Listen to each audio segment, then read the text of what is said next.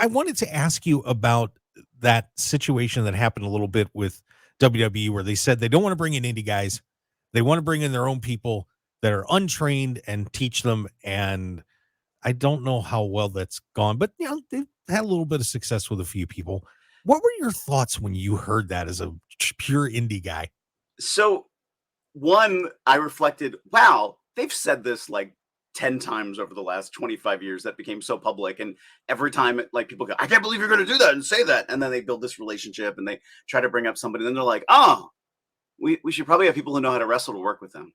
Oh, okay, we need to hire these indie guys to work with them. And Yeah. then it's the indie guys that go up. Because when they started NXT, like when they went from Florida Championship Wrestling and they were starting NXT, they literally said the same thing. They were like, "Oh, we're done with these indie guys. We need to have these college athletes come up or former NFL players come in, and we're going to build them into be the stars of tomorrow." And then the first talent they announced being signed was Sami Zayn, and it's like, oh, and then Sammy Callahan, and it was like, wait a minute, and Kevin Steen. It's like, this doesn't make sense. Like, what are you talking about? Like, so it was either what I just said, that it was like, well, we're bringing up these guys, but they need to work people who know how to wrestle, and the people who wrestled excelled, or it was just fluke, happenstance, whatever.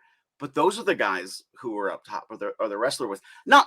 I want to say typically is it yes, there's other people who do stand up and rise up, but at the same time, like the people who know how the body works and moves seem to be the people who do a little bit better. Yeah, and I think there has to be a passion for it too. Mm-hmm.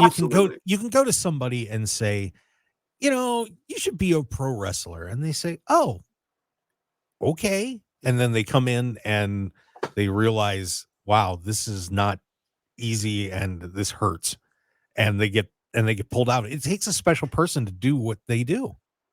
I have a friend who's a boxing trainer, and I trained for a little bit with him. I by no means have a stand-up game. I'm the first one to admit that. But that's just it. Like, you can look at, wow, you're an amazing athlete. Wow, you move really quick. But the first time you get punched in the face, I don't want to do that anymore. And I've seen that in different sports too. When you land on that ring, it is not comfortable. When you land on the floor, it is not comfortable. When you get punched in the face, it is not comfortable. And so some people just can't do that. And I get that. You can be the best athlete in the world and not want that to happen to you. Totally understand. Or, and injuries happen too along the way.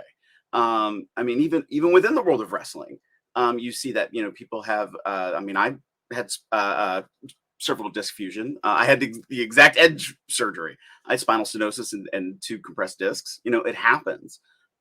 People are tearing ACLs left and right. And so, things like that unfortunately happen. And for some people, then that's it. Like, okay, I'm done. That was my opportunity. I'm good.